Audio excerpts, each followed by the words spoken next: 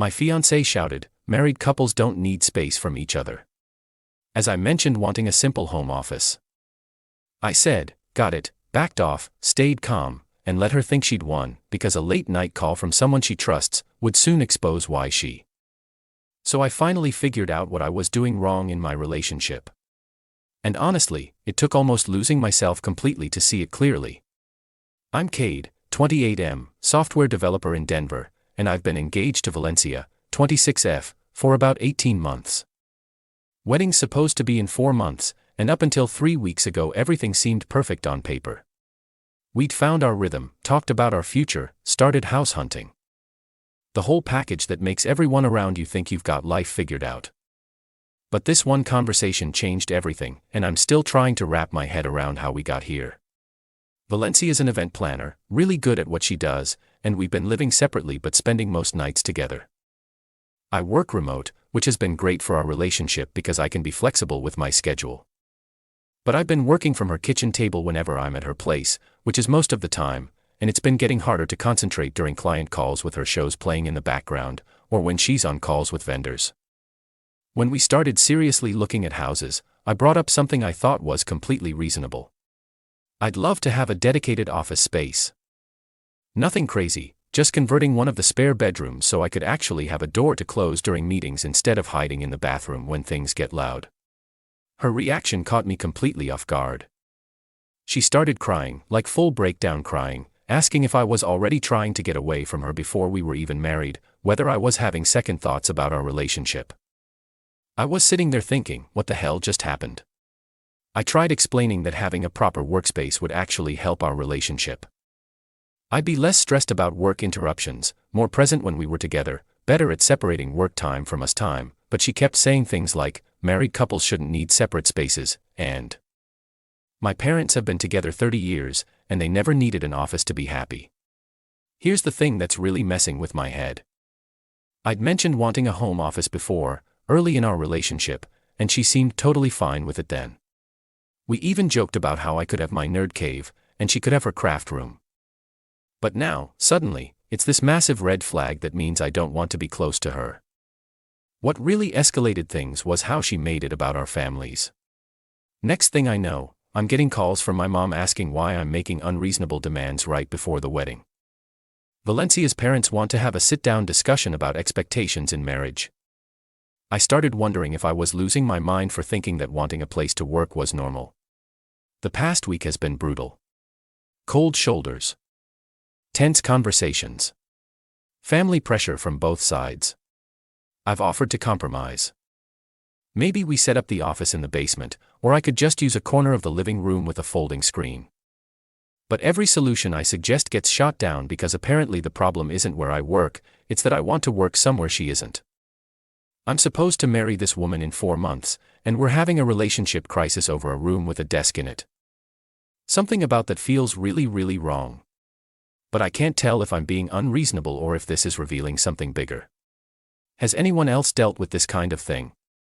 Am I crazy for thinking this shouldn't be such a big deal? It's been about a week since my original post, and I'm honestly more confused than when I started. I thought I was dealing with a simple disagreement about house layout. Turns out I was dealing with something much bigger. After reading your comments and getting some perspective, I decided to do what I thought was the mature thing. I told Valencia to office. We'd figure out something else. Maybe I'd rent a co-working space or just deal with the kitchen table situation. I thought she'd be relieved that I was prioritizing our relationship over my work setup. Instead of being happy, she got even more upset. She said if I was willing to give up on it so easily, then clearly it wasn't that important to me in the first place, and she was hurt that I'd made such a big deal about something I didn't actually care about. I'm sitting there thinking, wait, what? I thought I was showing her that she mattered more to me than having an office, but apparently now I was being dishonest about my priorities. That's when she started bringing up other stuff, things that had apparently been bothering her for months that she'd never mentioned. How I spend too much time on work calls. How I'm not emotionally available enough during the day. How she feels like I prioritize my career over our relationship. Stuff that honestly blindsided me because in 18 months together, none of this had ever come up. We tried to have dinner to work through it all, but she was so different. Cold in a way I'd never seen before. When I asked if we could just talk honestly about what was actually bothering her, she said I was being dismissive of her feelings and walked out mid-conversation. I've been replaying that dinner over and over, and here's what I can't shake. This isn't about an office anymore. This isn't even about work-life balance. This is about control. The moment I asked for something that meant I wouldn't be available to her 24/7, she saw it as a threat to our relationship. The thing that really gets me is how quickly it escalated. One conversation about workspace turned into a complete evaluation of our compatibility. If we can't handle a discussion about house layout without it becoming a relationship crisis. What happens when we face actual challenges as a married couple? My buddy Stellan thinks I'm finally seeing red flags that have been there all along. He reminded me of stuff from the past year. How Valencia gets weird when I have guys' nights. How she always wants to know exactly what I'm doing when we're not together. How she'll get quiet and distant if I mention grabbing drinks with coworkers after particularly stressful days. I told him those things felt normal to me. Just her wanting to be close. But now I'm wondering if what I interpreted as caring was actually something else entirely. The worst part is how isolated this whole thing has made me feel. I can't talk to my family about it because they're Team Valencia now. Convinced I'm being difficult right before our wedding. Her friends obviously think I'm the problem. I'm starting to feel like I'm the only one who thinks requesting basic workspace shouldn't end in engagement. I don't know what happens next.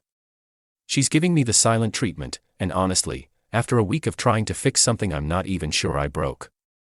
I'm exhausted. Anyone else feel like they're losing their mind when their partner makes reasonable requests feel unreasonable?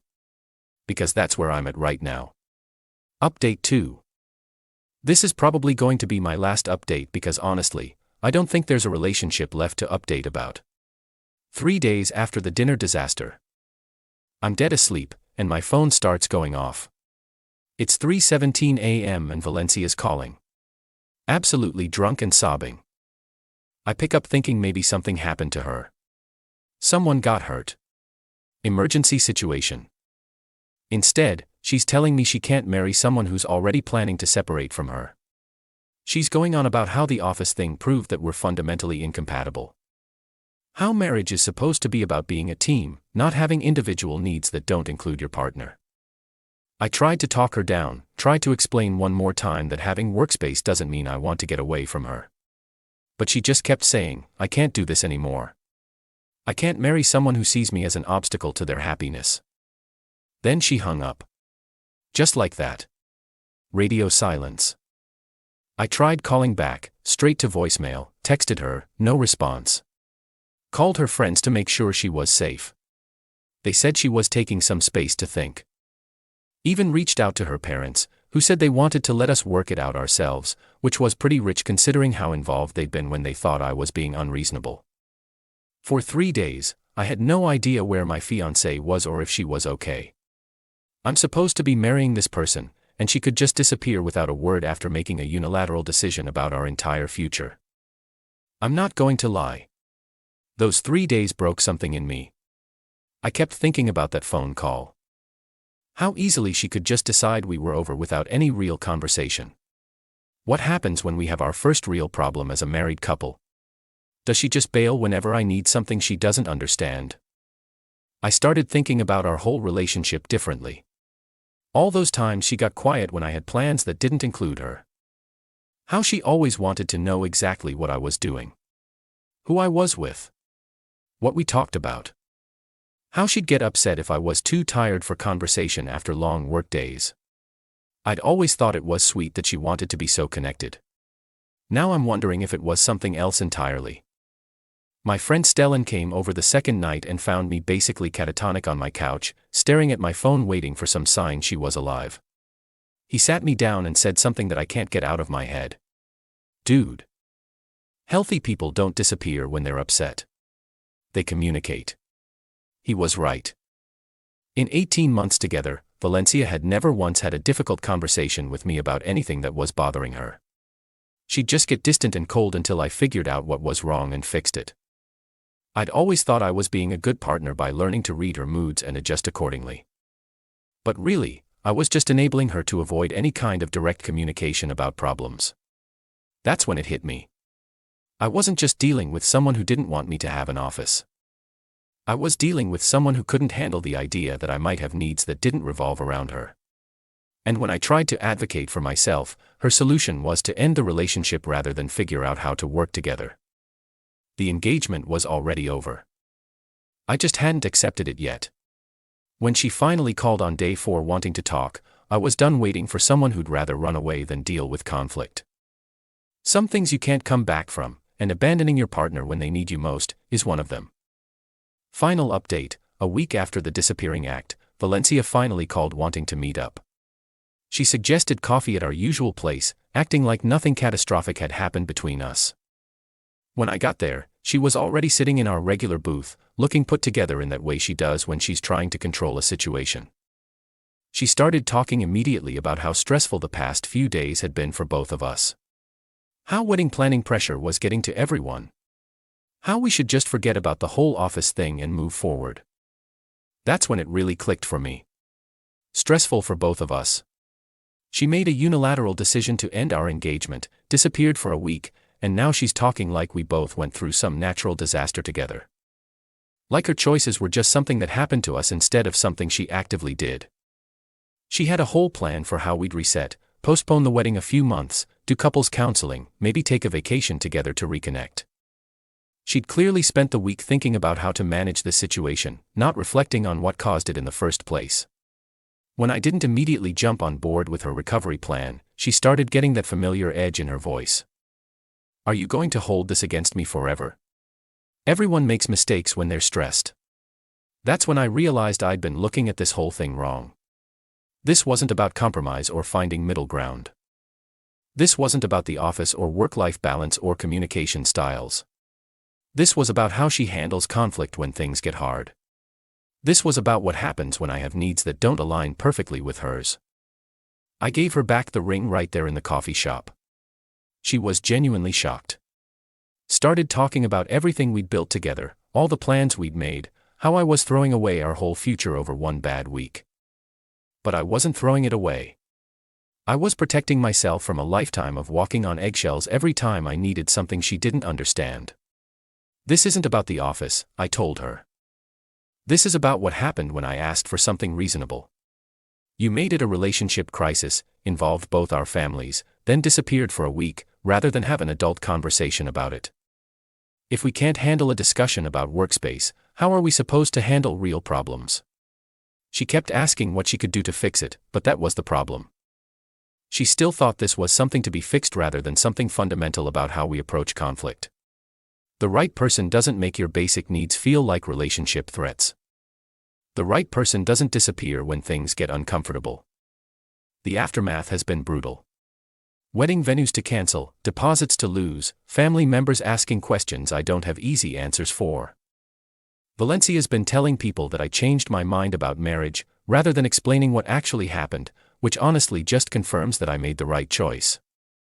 But every morning when I wake up and don't have to worry about whether wanting basic workspace makes me a bad partner, I know I dodged something huge. Every time I take a work call without strategizing about noise levels or background interruptions, I remember what it feels like to have your needs be normal instead of problematic. My buddy Stellan told me something that stuck with me. The right person doesn't make your reasonable requests feel unreasonable. He's absolutely right. The right person wants you to have what you need to be successful and happy. They don't see your independence as competition for their attention. I'm not bitter about Valencia.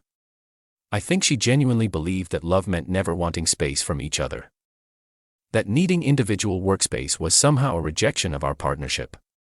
But she taught me something crucial about myself.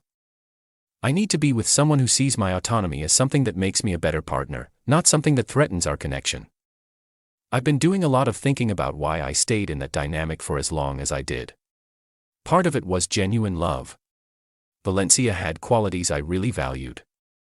And when things were good between us, they were really good. But part of it was also this belief that if I could just find the right way to explain my needs, the right compromise to offer, she'd eventually understand. What I learned is that understanding isn't the issue. Valencia understood exactly what I was asking for.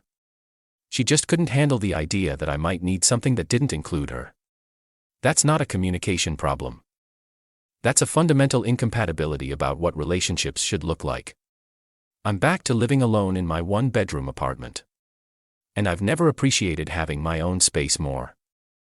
I converted the second bedroom into the office I always wanted. And it's exactly what I needed. A place where I can take calls without coordination, focus without negotiation, just exist as an individual instead of half of a unit.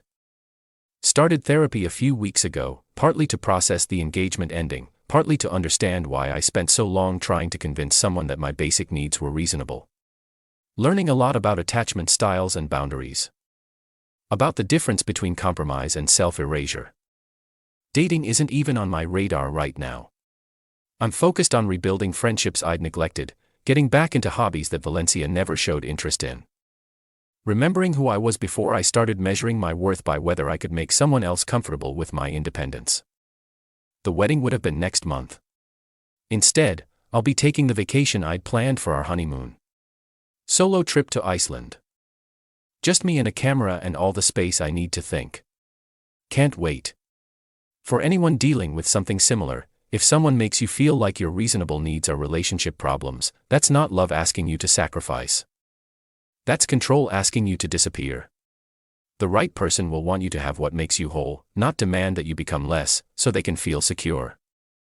I'm still figuring out what healthy relationships look like, but I know they don't require you to apologize for taking up space in your own life. That seems like a good place to start. Thanks to everyone who helped me see this clearly when I was too deep in it to trust my own perspective. Sometimes you need strangers on the internet to remind you that wanting basic autonomy doesn't make you a bad partner. Edit. Getting a lot of DMs asking about the Iceland trip. Leaving in 2 weeks. And yes, I'm genuinely excited about it. First time traveling completely solo in years. Edit 2. To everyone asking if Valencia and I might work things out. No. Some things reveal fundamental incompatibilities that can't be fixed with better communication. This was one of them.